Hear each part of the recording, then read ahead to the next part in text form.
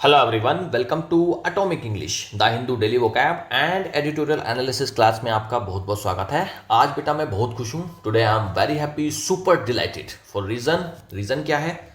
Our atomic English family, yes we are a family, has crossed a huge milestone of 5K subscribers and that too in such a short span of time। बहुत छोटे समय में बेटा इतनी जल्दी हमने 5K के subscribers के एक माइलस्टोन को टच किया है। ये सब आपका प्यार, आपका सपोर्ट, आपका ट्रस्ट और आपके एंथुसियाज्म की वजह से ही पॉसिबल हो पाया है। From day one I have promised you the best exam oriented content and I have always tried to deliver on that promise, and today I renew that promise.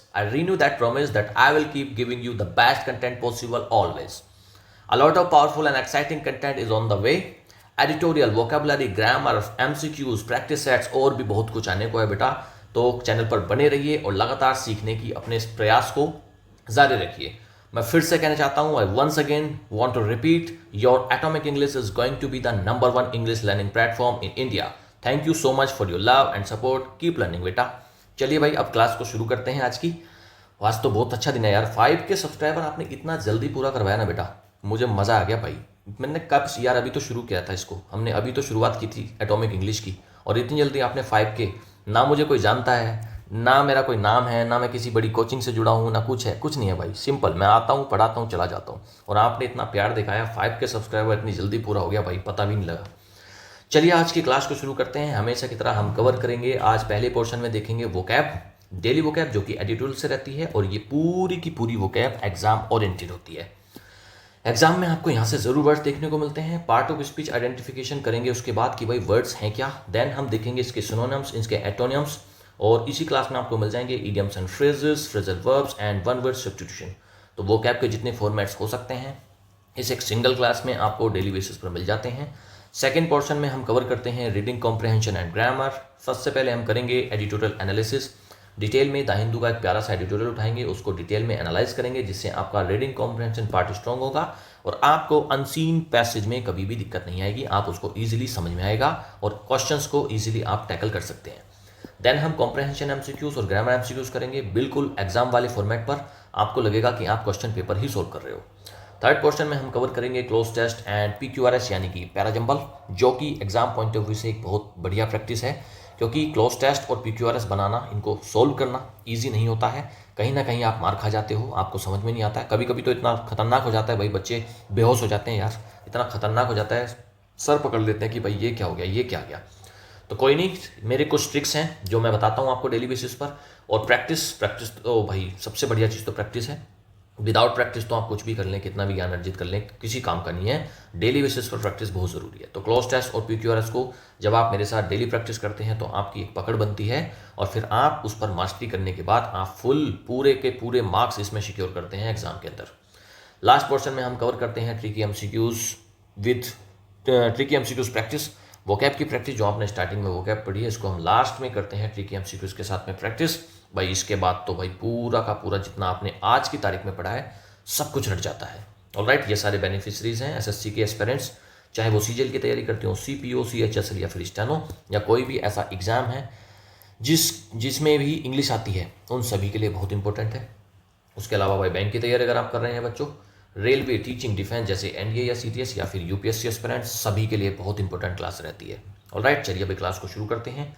और channel पर अगर नए हैं, चैनल को अभी तक सब्सक्राइब नहीं करा है, चैनल को सब्सक्राइब कर लेंगे, बेल आइकन को प्रेस कर लेंगे for more important updates. Alright, चलिए बेटा वोकैबुलरी शुरुआत करते हैं। आज का पहला वर्ड है ओवर रीच। वर्ब होता है हद से आगे बढ़ने को बोलते हैं ओवर रीच। ओवर मतलब ज़्यादा, रीच मतलब पहुंचना। तो किसी जगह पर आप बहुत ज़्यादा पहुंच गए, आप हद से आगे बढ़ गए, उसी को बोलते हैं overreach. To go beyond the limit of once authority और एबिलिटी। भाई अपनी लिमिट से आगे बढ़ गए, अपनी अथॉरिटी से, अपनी एबिलिटी से और आगे चले गए, उसी को बोलते हैं over reach. The politician was accused of over reach by interfering in judicial matters. कोई नेता है, उस पर एक्यूज करा गया, उस पर आरोप लगे हैं कि भाई वो ओवर रीच करता है, हद से आगे बढ़ गया था, by interfering in judicial matters, उसने जुडिशियल मैटर्स में इंटरफेयर किया, तो इस चीज़ का उस पर आरोप लगा। तो ओवर रीच मतलब औकात से ज़्यादा काम कर लेना, एक्सीड कर जाना, ओवरडू कर जाना और ओवर स्टेप कर लेना, तीनों जाते हैं इसके सिनोनिम्स।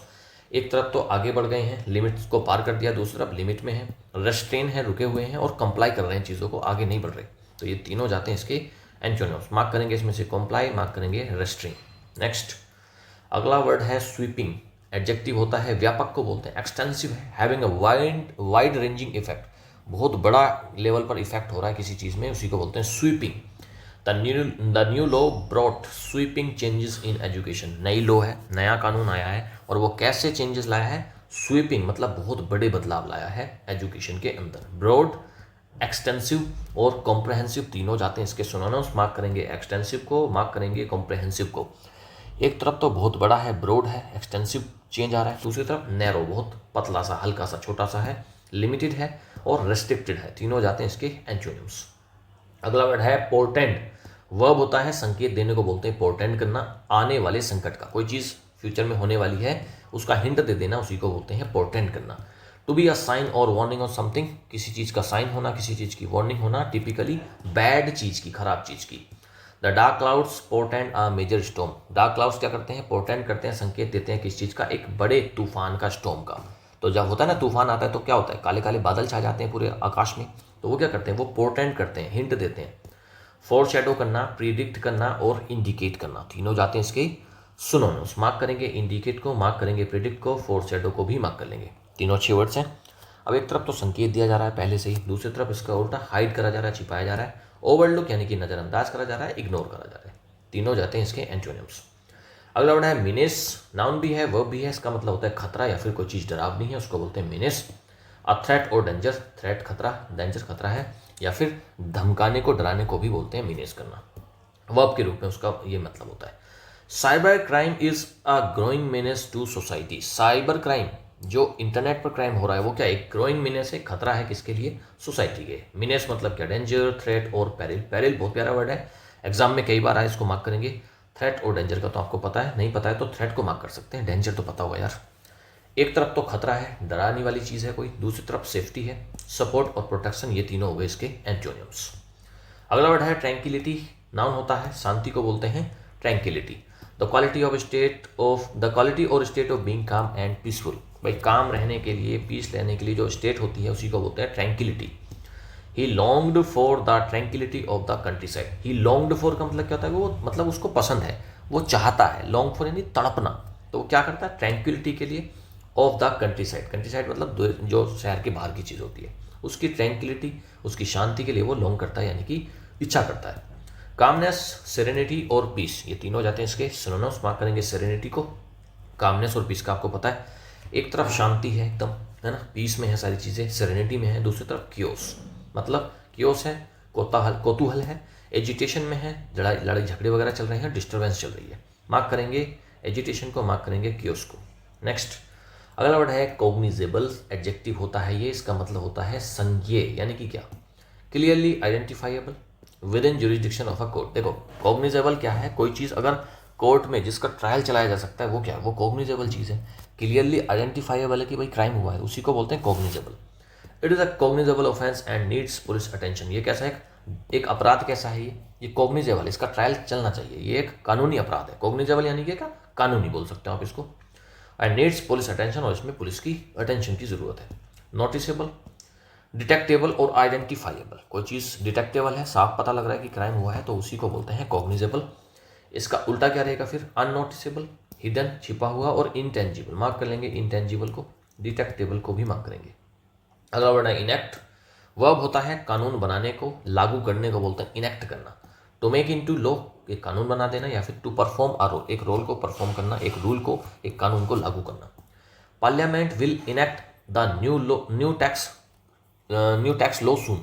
पार्लियामेंट क्या करेगा, इनेक्ट करेगा, क्या करेगा, कानून बनाएगा, किस चीज़ पर, नए टैक्स लॉ पर सून। नहीं, कानून नहीं बनेगा, देखो नया टैक्स लॉ है उसको क्या करेगा, इनेक्ट करेगा, यानी क्या उसको लागू करेगा। लेजिस्लेट, ऑथोराइज और इस्टेब्लिश, तीनों जाते हैं इसके सिनोनिम्स, मार्क करेंगे लेजिस्लेट को। ऑथोराइज और इस्टेब्लिश का आपको पता है, एक तरफ तो कानून को लागू किया जाएगा, जो कानून है उसको अमल में लाया जाएगा, दूसरी तरफ रिपील करा जाएगा, कैंसिल कर दिया जाएगा, अबोलिश करेंगे और रिवोक। देखो तीन वर्ड्स, तीनों के तीनों प्यारे, तीनों के तीनों वर्ड्स इतने प्यारे हैं, एग्जाम में इतनी बार एग्जामिनर पूछ चुका है। रिपील, अबोलिश और रिवोक, तीनों को मार्क करेंगे।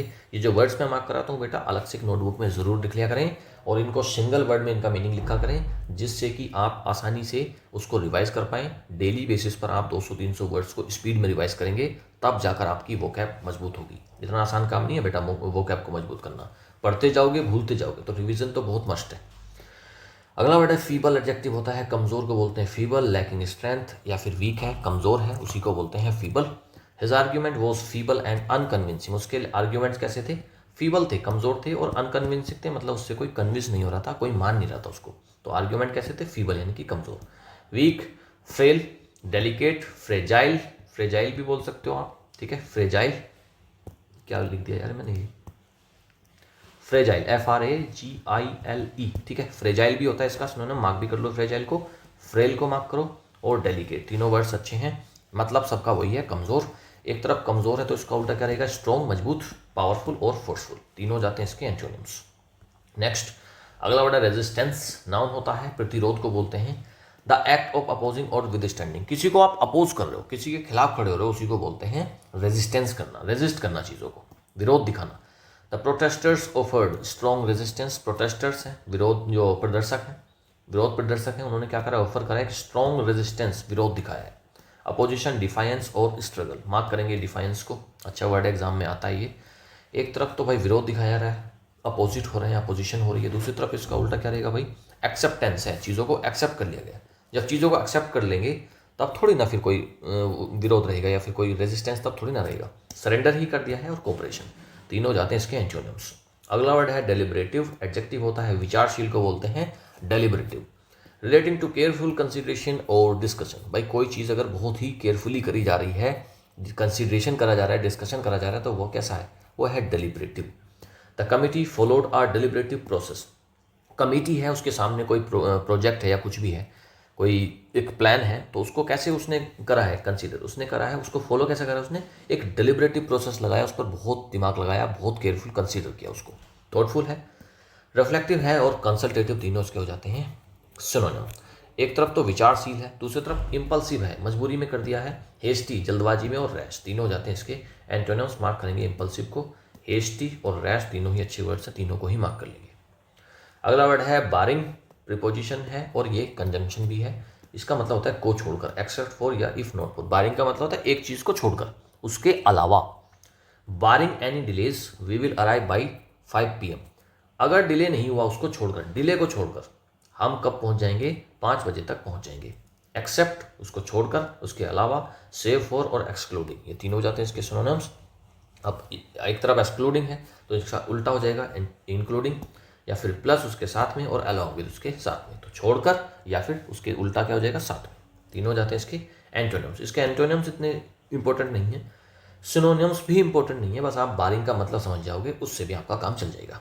नेक्स्ट अगला वर्ड है पैलेटेबल। एडजेक्टिव होता है स्वादिष्ट है, कोई चीज़ स्वीकार्य है, उसको बोलते हैं पैलेटेबल। टेस्टी है, एक्सेप्टेबल है, अग्रीएबल है, उसी को बोलते हैं palatable. The meal was palatable but not exceptional.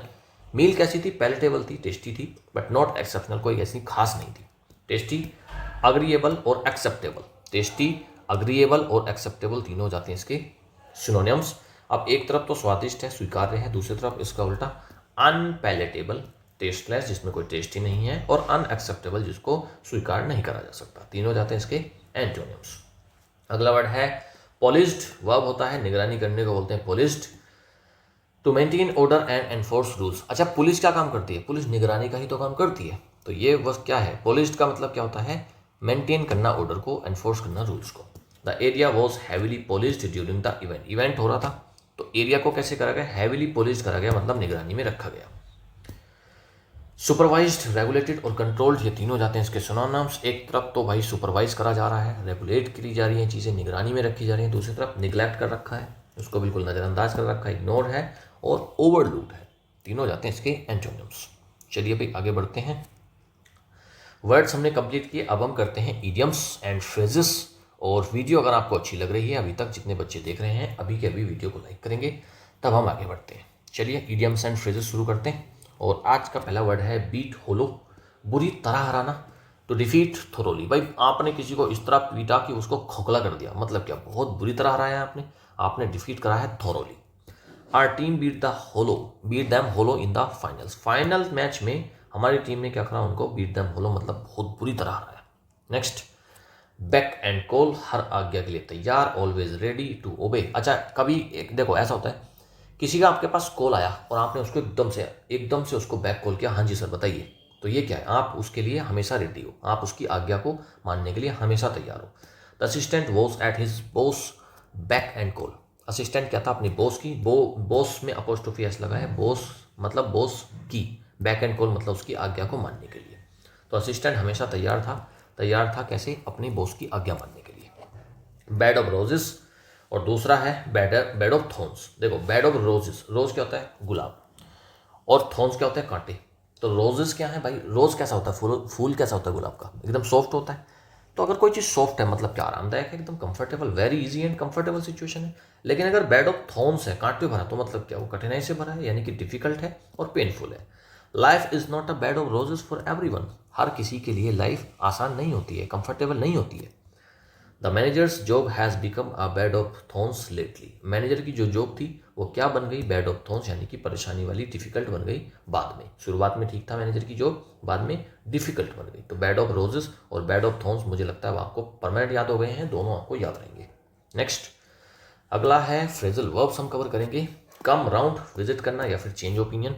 देखो कम राउंड का मतलब होता है मान जाना, या तो अपने ओपिनियन को बदलकर मान जाना, या फिर किसी को विजिट करना।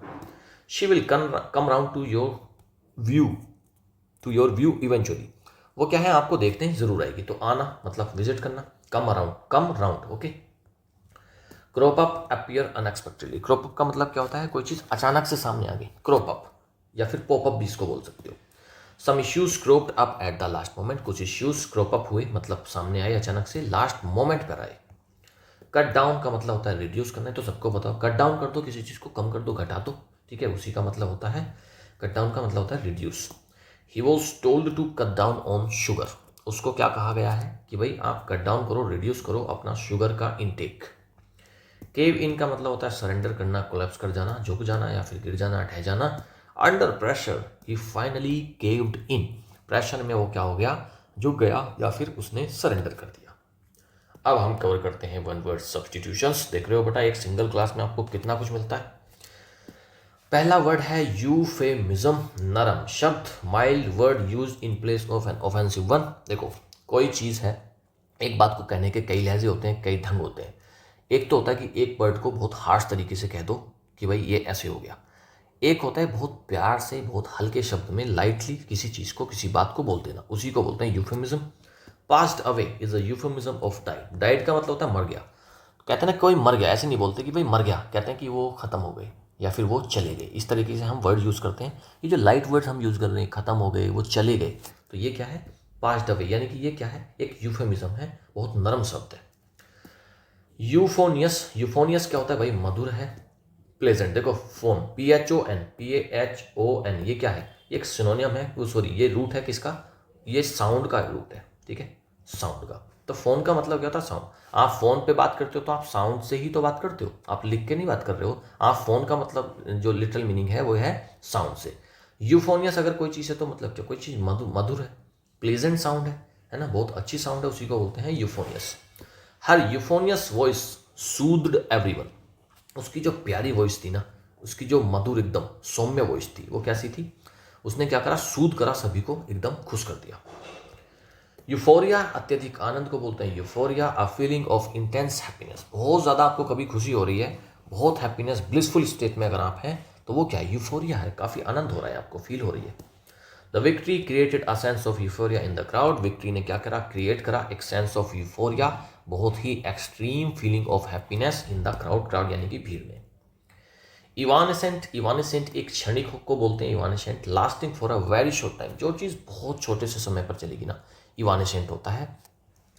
Childhood is an evanescent phase of life. Childhood यानी कि बचपन क्या है, एक बहुत छोटा सा क्षणिक एक क्या है, फेज ऑफ लाइफ है, बहुत जल्दी बचपन निकल जाता है और हम बड़े हो जाते हैं। अभी यार कल की ही तो बात है, हम बच्चे थे, आज देखो एकदम से बड़े हो जाते हैं, जिम्मेदारी आ जाती हैं और फिर लाइफ थोड़ा सा डिफिकल्ट हो जाती है। हालांकि ऐसा कुछ है नहीं, लाइफ कभी भी डिफिकल्ट नहीं है, सोच सोच के ऊपर निर्भर करता है। चलिए भाई वर्ड्स अच्छे थे, काफ़ी कुछ बढ़िया बढ़िया वर्ड्स हमने कर लिए, एग्जाम में आपको यहाँ से ज़रूर वर्ड्स मिलते हैं बेटा। एडिटोरियल एनालिसिस कवर करते हैं। डेंजर ऑफ थॉट, विचार का खतरा, विचारों का खतरा। On the Maharashtra special public security bill, Maharashtra में एक नया बिल आया है पब्लिक सिक्योरिटी बिल, उसके ऊपर आज का एडिटोरियल बेस्ड है। ठीक है, पब्लिक सिक्योरिटी बिल उसी के ऊपर बेस्ड है आज का एडिटोरियल। बढ़िया एडिटोरियल, मजा आएगा पढ़ के। The public security bill endangers India as an open society. Public security bill आया जो एंडेंजर करता है, यानी कि खतरा में डालता है इंडिया को as an open security society, sorry security नहीं सोसाइटी, एक ओपन सोसाइटी के रूप में खतरा बनता है और पब्लिक सिक्योरिटी बिल से। एंडेंजर्स यहाँ पर ऐसा आ रहा है तो मतलब क्या, प्रेजेंट, सिंपल प्रेजेंट में आपका टेंस है। The Maharashtra special public security MSPS bill 2024 follows the disturbing pattern of executive overreach in the name of security। Maharashtra special public security जो बिल आया, MSPS बिल 2024 में आया है ये, फॉलोज द डिस्टर्बिंग पैटर्न। अब ये क्या करता है, फॉलो करता है डिस्टर्बिंग पैटर्न को ऑफ एग्जीक्यूटिव ओवररीच। भाई एग्जीक्यूटिव यानी जो कार्यपालिका है उसकी बहुत हदें बढ़ जाएंगी in the name of security, ये इससे खतरा पैदा होता है। Existing laws are often misused against political opponents and critics of the ruling party including commentators.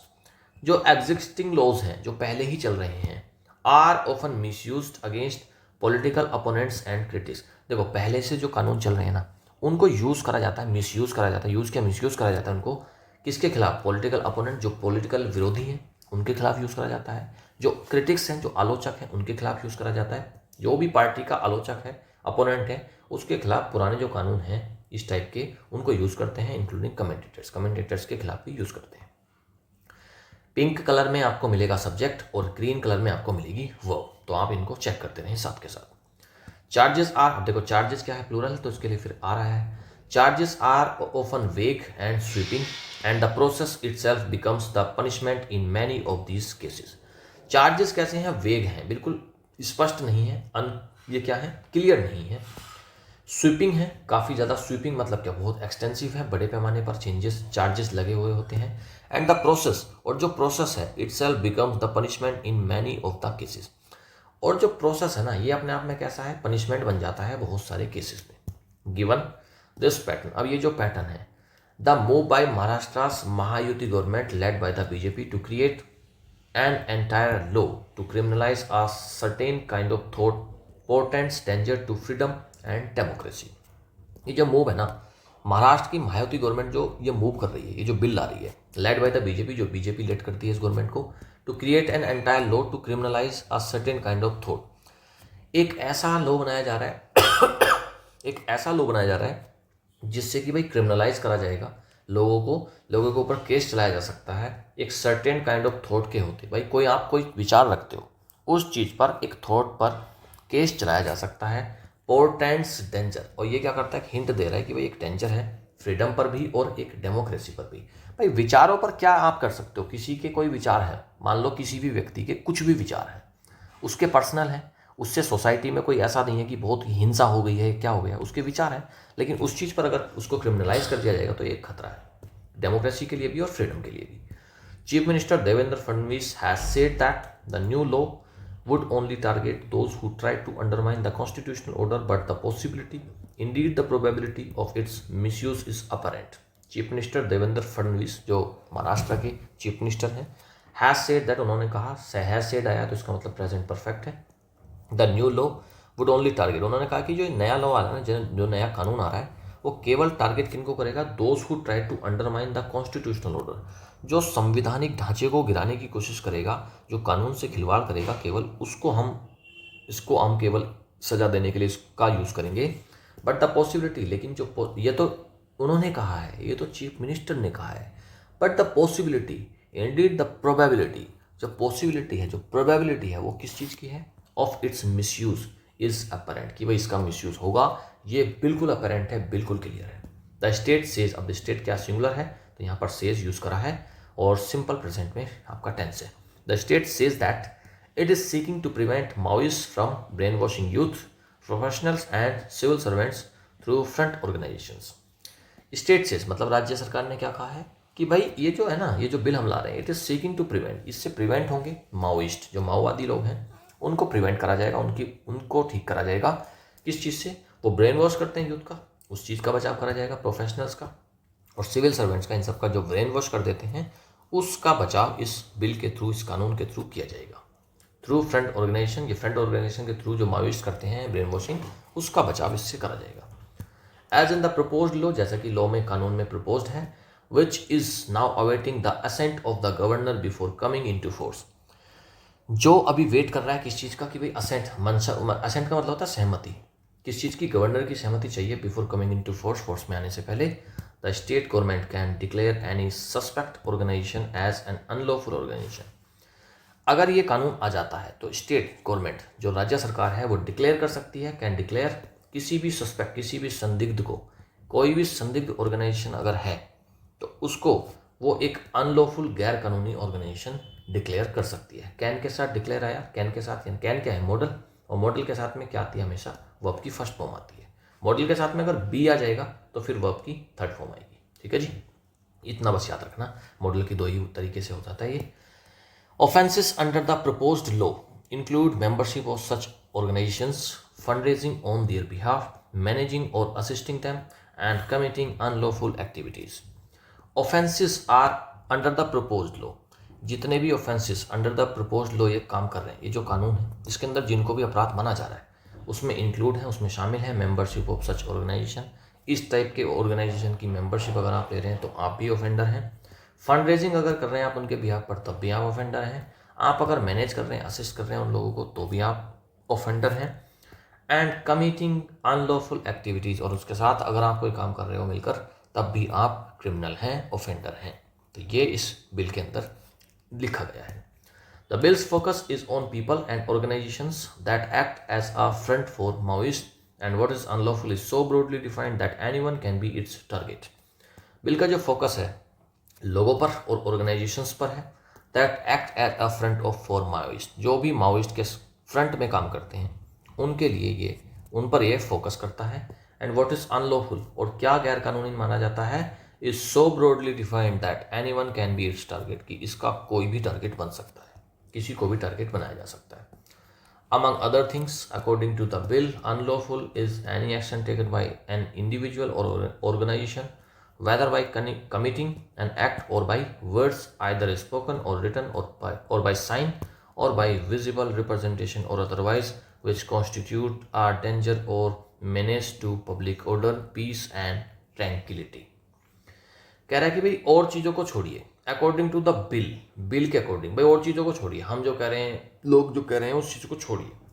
According to the bill, bill के अकॉर्डिंग अनलॉफुल किसको मान रहे हैं, कि भाई कोई भी एक्शन, किसी इंडिविजुअल ने, किसी ऑर्गेनाइजेशन ने कोई भी एक्शन लिया, चाहे वो कोई एक एक्ट कर दिया, कोई काम कर दिया, कोई शब्द उसने बोल दिए, या तो बोल दिए या लिख दिए, और बाय साइन या फिर कोई साइन बना दिया, किसी विजिबल रिप्रेजेंटेशन कर दी, या कुछ भी ऐसा कर दिया विच कॉन्स्टिट्यूट ए डेंजर और मेनेस टू पब्लिक ऑर्डर, जिससे भी पब्लिक ऑर्डर, कानूनी व्यवस्था भंग हो सकती है, जो खतरा है कानूनी व्यवस्था के लिए, पीस के लिए और ट्रैंक्विलिटी के लिए, वो सब इसमें अपराध के दायरे में आएगा। Offences are cognizable and the accuse can be arrested without a warrant. Offence कैसे हैं? कॉग्निजेबल है, एकदम उन पर कानूनी कार्रवाई शुरू हो जाएगी। And the accused can be arrested, और अक्यूज को कर लिया जाएगा अरेस्ट विदाउट अ वारंट, बिना किसी वारंट के अक्यूज्ड को, जो भी इसमें क्रिमिनल रहेगा उसको अरेस्ट कर लिया जाएगा। कैन के साथ बी आया और बी के साथ में फिर क्या आएगा, वर्ब की थर्ड फॉर्म आएगी। Punishment includes jail terms of 2 years to 7 years along with fines ranging from 2 lakh to 5 lakh. तो इसमें पनिशमेंट क्या हो सकता है? पनिशमेंट सिंगुलर है, उसके लिए फिर इंक्लूड्स आया है सिंगुलर, और सिंपल प्रेजेंट में टेंस है। पनिशमेंट इंक्लूड्स जेल टर्म्स, उनको जेल टर्म्स हो सकती हैं, जेल हो सकती है, 2 साल से लेकर 7 साल तक की सज़ा का प्रावधान है। अलॉन्ग विथ फाइन भी लग सकता है 2 लाख से लेकर 5 लाख तक, तो ये इस कानून में प्रावधान है सज़ा का। The state argues that Chhattisgarh, Telangana, Andhra Pradesh and Odisha have enacted public security acts and band 48 Naxal frontal organisations. State यानी कौन सा? महाराष्ट्र। आर्ग्यूज, स्टेट सिंगुलर है तो इसके लिए फिर आर्ग्यूज आया है, और सिंपल प्रेजेंट में टेंस है। The state argues that, state ने क्या आर्ग्यू करा है? कि भाई छत्तीसगढ़, तेलंगाना, आंध्र प्रदेश एंड उड़ीसा इन सब ने इनेक्ट कर रखा है, पहले ही लागू कर रखा है पब्लिक सिक्योरिटी एक्ट्स और बैन कर रखे हैं 48 नक्सल फ्रंटल ऑर्गेनाइजेशंस। हैव इनेक्टेड आया, हैव के साथ में वर्ब की थर्ड फॉर्म आती है और ये प्रेजेंट परफेक्ट टेंस है। The opposition parties offered feeble resistance to the bill and raised some broad concerns regarding its misuse, but it was passed in the assembly through a voice note. कह रहे जो opposition parties है ना वो offer करती हैं feeble यानी कि बहुत कमज़ोर रेजिस्टेंस लाती हैं टू द बिल। कोई खास ऐसा विरोध नहीं दिखा पाई हैं अपोजिशन पार्टीज। एंड रेस्ड उन्होंने उठाई है सम ब्रॉड कंसर्न्स, कुछ बड़े कंसर्न्स उन्होंने उठाए हैं रिगार्डिंग इट्स मिसयूज, कि भाई इसका मिसयूज हो सकता है, but it was passed in the assembly through a voice note, और इसको असेंबली में पास कर दिया गया एक वॉइस नोट के थ्रू। वॉज के साथ पास आया है, इसका मतलब है सेंटेंस पैसिव वॉइस में है। As an after thought the Congress and Shiv Sena UBT protested on the floor when it was taken up in the legislative council. एक आफ्टर थॉट के बाद, बहुत सोचा विचारी करने के बाद कांग्रेस और शिवसेना ने प्रोटेस्ट करा ऑन द फ्लोर यानी कि असेंबली में, when it was taken up in the legislative council. जब ये लेजिस्लेटिव काउंसिल में इसको लाया गया तब वहाँ पर एक प्रोटेस्ट शिवसेना और कांग्रेस दोनों ने किया। The bill had gone through a long deliberative process but as it turns out all parties appear to be in agreement barring the lone CPIM MLA who protested against it on the floor of the assembly।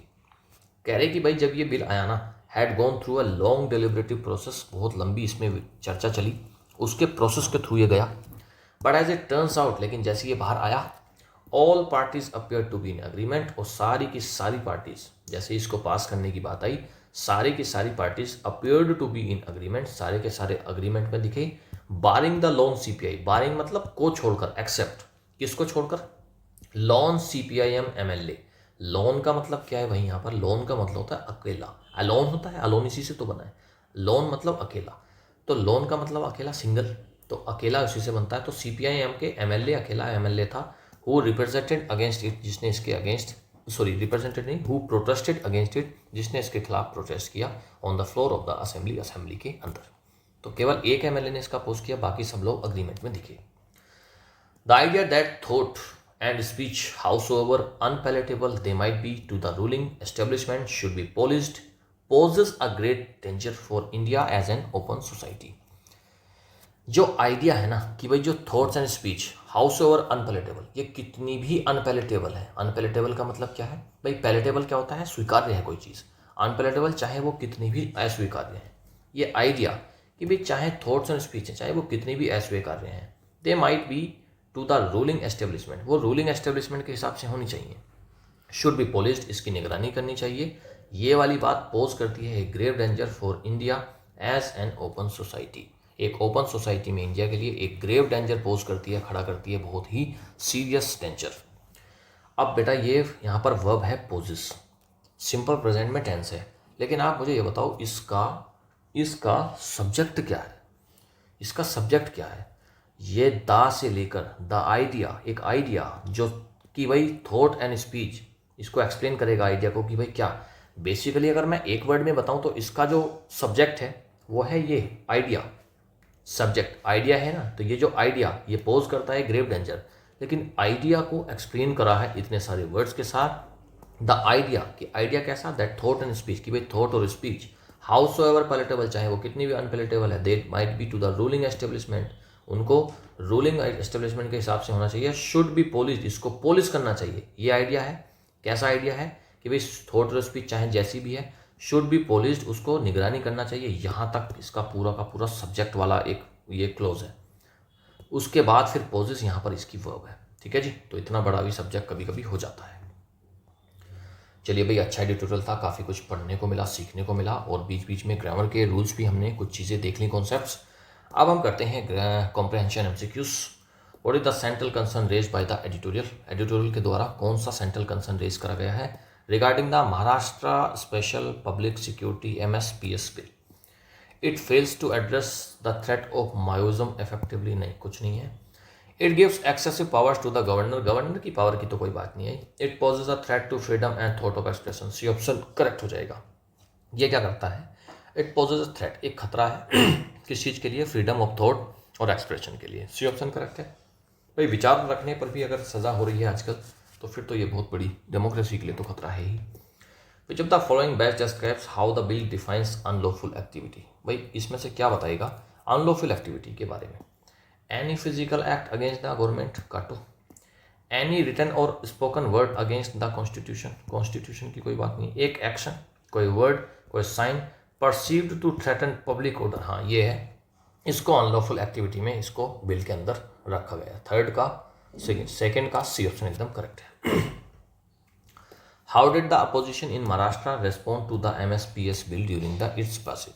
Opposition ने कैसे respond करा इसके जब ये passage हो रहा था, इसका मतलब जब ये पास हो रहा था।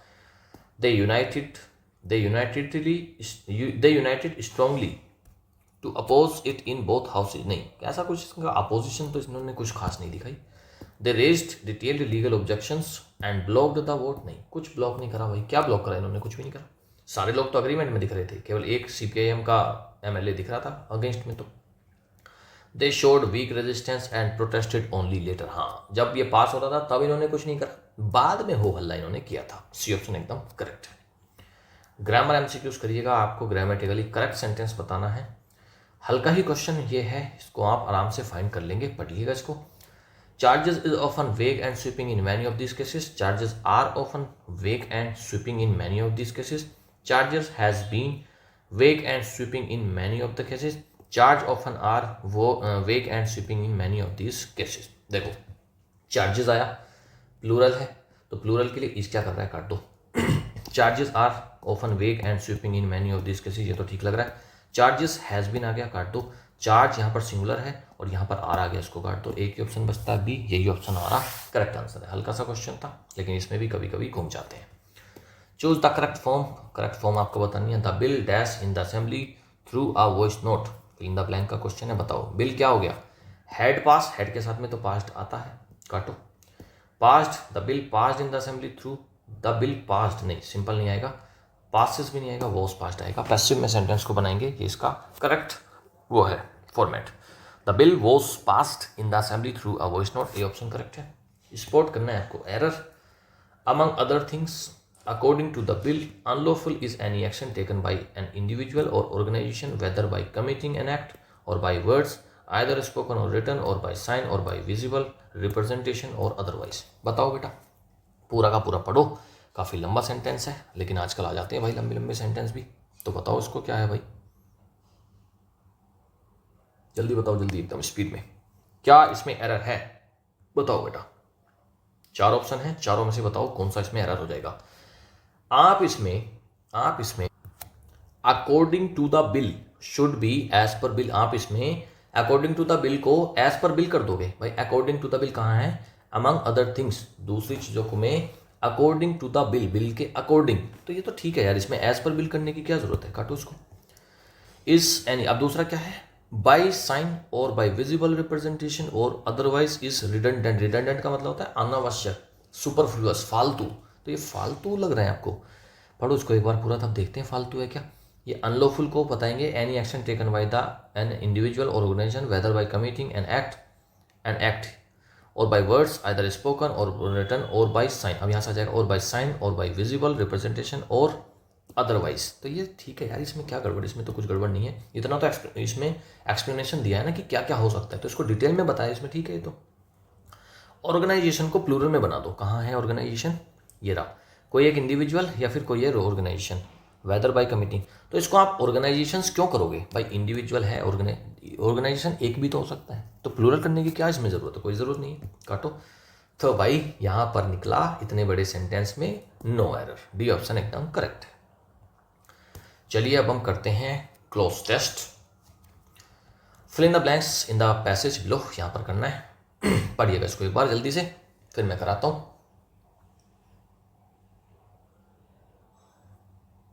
पढ़िएगा बेटा, जल्दी पढ़िएगा इसको, स्पीड में पढ़ लो एक बार, फिर मैं कराऊंगा इसको।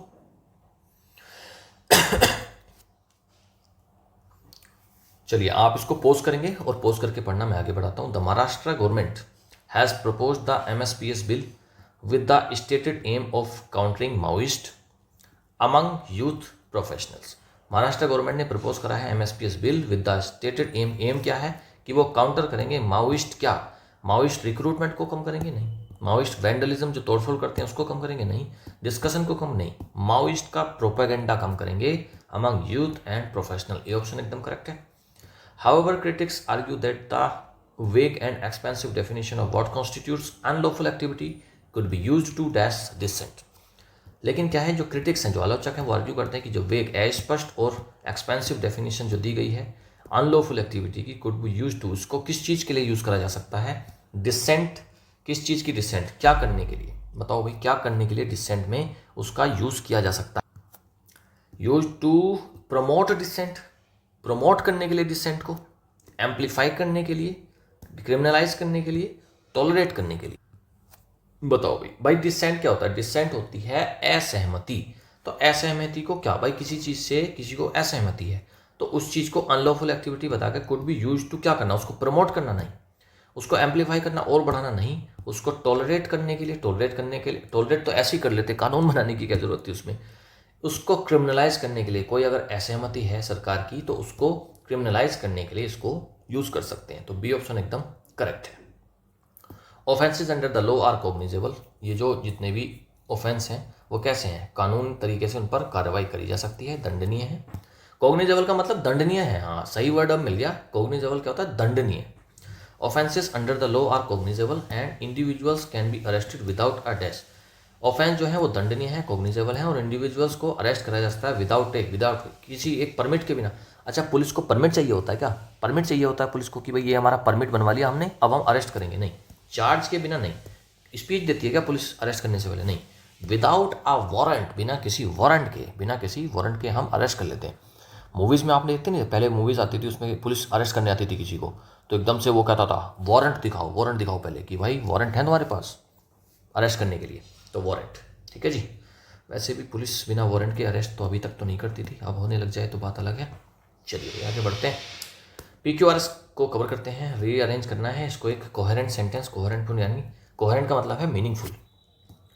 The bill defines unlawful activity that disturb peace and tranquility as any act, word or sign committed by an individual or organization। देखो ट्रिक बता रखी है, स्टार्टिंग के वर्ड्स पकड़ो और लास्ट के पकड़ो, बस वहीं से हो जाएगा। दैट डिस्टर्ब, दैट किसके लिए आ गया ये, दैट डिस्टर्ब, क्या डिस्टर्ब, किस बात बारे में बात हो रही है, दैट किसके लिए आया, काटो, क्यों ऑप्शन कट गया। As any act, word or sign, समझ में नहीं आ रहा क्या है, किस एज से शुरुआत नहीं हो रही, समझ में नहीं आ रहा कि क्या बात, कुछ ना कुछ तो कही गई हुई। आर ऑप्शन कहीं है, नहीं है, ठीक है। Committed by an individual or organisation, committed, ठीक है, कमिटेड बाय एन इंडिविजुअल, तो यहाँ पर समझ में आ गया कि कोई बात करी गई है जिसको कमिट करता है कोई एक इंडिविजुअल या फिर कोई और ऑर्गेनाइजेशन, तो ये कमिटेड से भी शुरुआत नहीं हो सकती। एस है बी ऑप्शन। दो ऑप्शन कट गए, दो ऑप्शन बचे।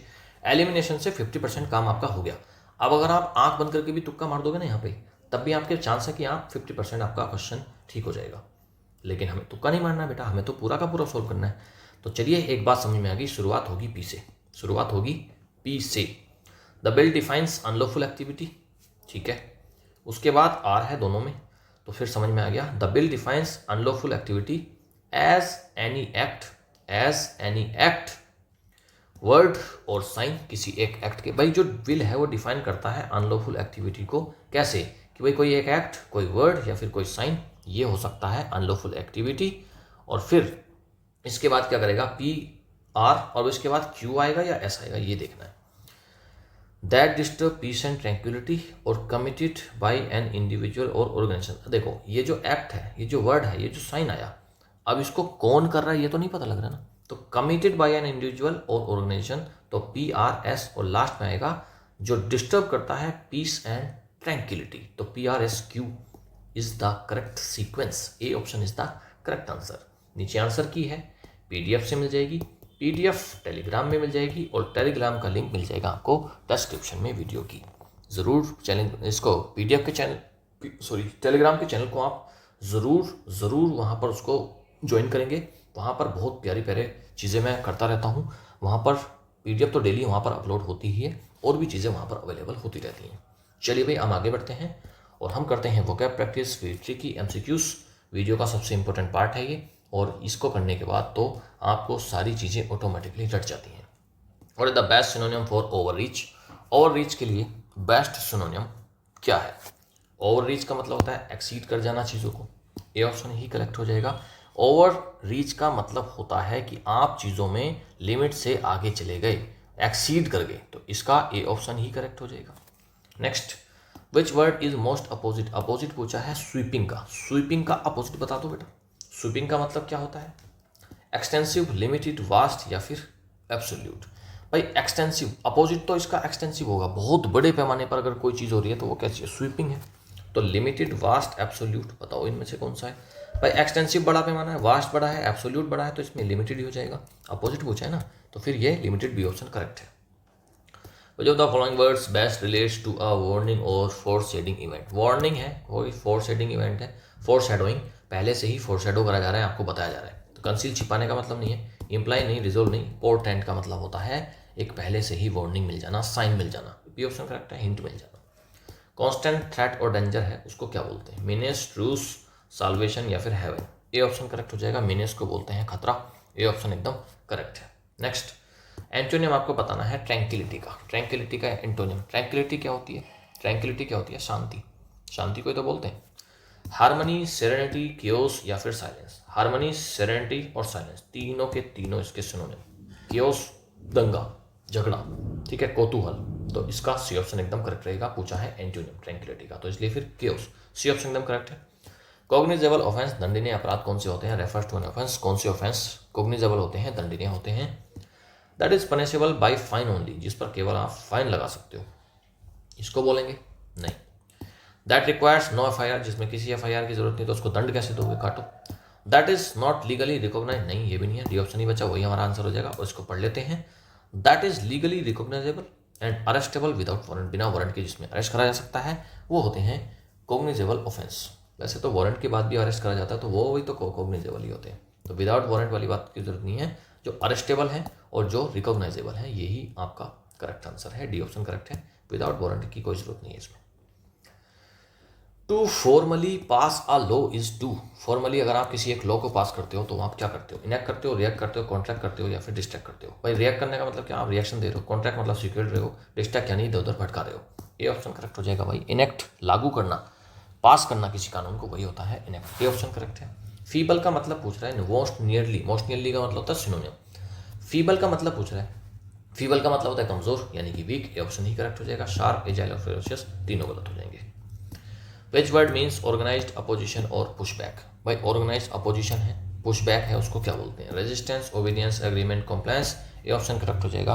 भाई ऑर्गेनाइज अपोजिशन करा जा रहा है, किसी चीज़ का विरोध करा जा रहा है, पुशबैक पीछे धकेला जा रहा है, तो मतलब क्या? रेजिस्टेंस हो रहा है, इसका ये ऑप्शन करेक्ट है। Next, uh deliberative body refers to one that, एक डिलिबरेटिव बॉडी कैसी है? जो बहुत सोच समझ कर काम करती है, फाइट करती है इम्पल्सिवली, अचानक से नहीं, इमोशनली काम नहीं करती है, डिस्कस करती है थॉटफुली, बिफोर डिसीजन, डिसीजन से पहले। कोई बॉडी ऐसी है जो बहुत डिस्कस करती है, बॉडी यानी कि कोई ऑर्गेनाइजेशन, कोई इंस्टीट्यूशन डिस्कस करता है बहुत थॉटफुली बिफोर किसी एक डिसीजन से पहले। सी ऑप्शन करेक्ट है।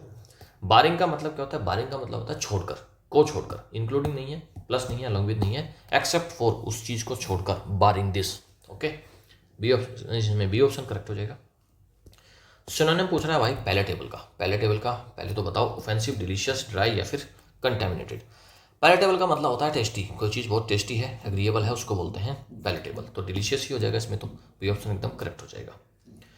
What does it mean when an area is polished? कोई एरिया अगर पॉलिश्ड है तो मतलब क्या? उसकी निगरानी रखी जा रही है।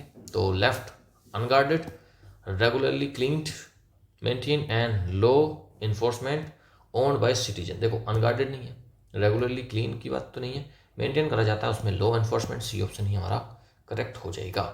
नेक्स्ट, बीट होलो का मतलब क्या होता है? भाई बीट होलो कर दिया, बहुत बुरी तरह हरा दिया। स्ट्राइक करा लाइटली, लाइटली नहीं करा। विन ओवरवेलमिंगली, ओवरवेलमिंगली, हाँ ये हो सकता है। लूज नैरोली नहीं हो, लूज का तो मतलब नहीं है। हाइड द सीक्रेट, ये भी नहीं है, बी ऑप्शन करेक्ट हो जाएगा। बीट होलो का मतलब होता है विन करना ओवरवेलमिंगली, बहुत बड़ी जीत हासिल करना। If someone is at your beck and call they are, अगर कोई आपकी बैक एंड कॉल पर है, इसका मतलब वो हमें आपके साथ एंग्री है? नहीं। अनअवेलेबल नहीं, वो तो अवेलेबल है ना। ऑलवेज रेडी टू ओबे, हमेशा हमारी आज्ञा का पालन करने के लिए रेडी है, सी ऑप्शन करेक्ट है। Which idiom refers to extremely easy और कंफर्टेबल सिचुएशन। एक्सट्रीमली कोई ईजी है, कंफर्टेबल सिचुएशन है, उसको बोलते हैं बेड ऑफ रोजेस, ये ऑप्शन करेक्ट। और सिचुएशन जो बहुत ही डिफिकल्टीज से भरी है उसको क्या बोलेंगे, उसको बोलेंगे बेड ऑफ थॉर्न्स, ये ऑप्शन करेक्ट है। कम्स राउंड, कम्स राउंड का मीनिंग बताइए। इफ समवन कम्स राउंड, अगर कोई कम्स राउंड करता है तो वो इग्नोर कर देते हैं किसी एक इवेंट को, नहीं। रिगेन करते हैं कॉन्शियसनेस, होश में आते हैं। एग्जिट करते, एग्जिट तो नहीं करते, गेट इंजर्ड भी नहीं हो जाते, तो बी ऑप्शन करेक्ट हो जाएगा, रीगेन कॉन्शियसनेस, बी ऑप्शन एकदम करेक्ट है। What does crop up mean? Crop up का मतलब होता है अचानक से सामने आना, हाइड समथिंग नहीं, वैनिश नहीं हो जाएगा, अपीयर हो जाएगा अनएक्सपेक्टेडली, अचानक से आपके सामने प्रकट हो जाएगा, क्रॉप अप, सी ऑप्शन एकदम करेक्ट है। If the government decides to cut down, cut down का मतलब कम कर देना, इंक्रीज नहीं, एलिमिनेट ऑल टुगेदर, एलिमिनेट भी नहीं कर रहे, रिड्यूस कर रहे हैं, कट डाउन का मतलब रिड्यूस कर रहे हैं, 20 का सी ऑप्शन करेक्ट हो जाएगा। अगर कोई पर्सन केव्स इन करता है तो मतलब वो सरेंडर कर चुका है, हार चुका है, फाइट बैक तो नहीं करता, गिव अप कर दिया उसने अंडर प्रेशर, बी ऑप्शन एकदम करेक्ट है। हार जाने को, सरेंडर करने को ही बोलते हैं cave in, cave in. Okay, next अगला question, which of these words refers to the use of mild? Which of these words refers to the use of mild और indirect words instead of harsh ones? बताओ भाई, mild words एक harsh word की जगह पर कौन सी बात है? यूफेमिज्म, यूफोरिया, यूफोनियस, इवेनेसेंट, बताओ भाई कौन सा है इसमें से? इसका पहला वाला ही करेक्ट हो जाएगा, 22 का। यूफेमिज्म का मतलब होता है हल्के शब्द यूज करना, ये ऑप्शन करेक्ट। एक ऐसा sound that is pleasing to the ear, कानों के लिए सुखद शब्द, सुखद आवाज, साउंड, उसको क्या बोलते हैं? यूफेमिज्म, यूफोनियस, इवेनेसेंट या फिर इरोटिक, बी ऑप्शन करेक्ट हो जाएगा, 23 का। यूफोनियस यानी कि बहुत ही अच्छा साउंड, सौम्य एकदम sound. Which word means a feeling of intense happiness और एक्साइटमेंट, एक ऐसी फीलिंग जो बहुत ही इंटेंस हैप्पीनेस और एक्साइटमेंट के साथ आती है, उसको क्या बोलते हैं? यूफोरिया, एम्पैथी, यूफेमिज्म या फिर इरोजन, बताओ भाई। यूफोरिया क्या है? बहुत ही ब्लिसफुल स्टेट, एकदम फीलिंग ऑफ इंटेंस हैप्पीनेस या फिर एक्साइटमेंट, यही होता है euphoria, A option is the correct answer. Question number 25, इसका आंसर आप मुझे कमेंट में बताएंगे। इसमें से पूछ रहा है कौन सा वर्ड इसका मतलब होता है that fades away like a mist और अ शॉर्ट लिव, बहुत छोटे समय के लिए कोई चीज़ है, उसको क्या बोलते हैं? यूफोरिया बोलते हैं, यूफोनियस बोलते हैं, इवानेसेंट बोलते हैं और इरोनियस बोलते हैं। बताइए इसमें से कौन सा बोलते हैं? कमेंट में आप जरूर बताएंगे। 10 क्वेश्चन स्टार्टिंग में आए थे और आज 25 क्वेश्चन लास्ट में आए हैं। 10 में से आपके अगर आज 7+ मार्क्स आ रहे हैं तो आपका एक सही स्कोर है, और 25 में से आज वर्ड्स अच्छे हैं, 25 में से अगर आप 18+ ला रहे हैं तो आपका स्कोर अच्छा है, तो टोटल है 35, और 35 में से अगर आप 25 भी स्कोर कर पा रहे हैं आज के प्रैक्टिस सेट में तो आपका एक अच्छा स्कोर है, आपकी तैयारी अच्छी चल रही है। ऑलराइट, कमेंट में आप मुझे अपना स्कोर जरूर बताएंगे। और देखो, जब आप क्वेश्चन का आंसर देते हो कमेंट में तो आप केवल ऑप्शन मत लिखा करो, आप उसका पूरा वर्ड जो भी है उस पूरे वर्ड को भी साथ में लिखा करें। जैसे मान लो सपोज करो इसका आंसर अगर ए हो जाए, तो अगर ए हो जाएगा तो आप ए लिखेंगे और साथ में यूफोरिया भी लिखेंगे। ऑलराइट, चलिए वीडियो अच्छी लगी है लाइक करेंगे, शेयर करेंगे, ज़्यादा से ज़्यादा इसको शेयर करेंगे और कमेंट करके बताएंगे। चैनल को सब्सक्राइब अभी तक नहीं करा है, सब्सक्राइब कर लेंगे। ऑलराइट बेटा, आप मेहनत करते रहिए, मुझे पूरी उम्मीद है आपकी मेहनत एक दिन ज़रूर रंग लाएगी। Thank you, have a nice day, good bye.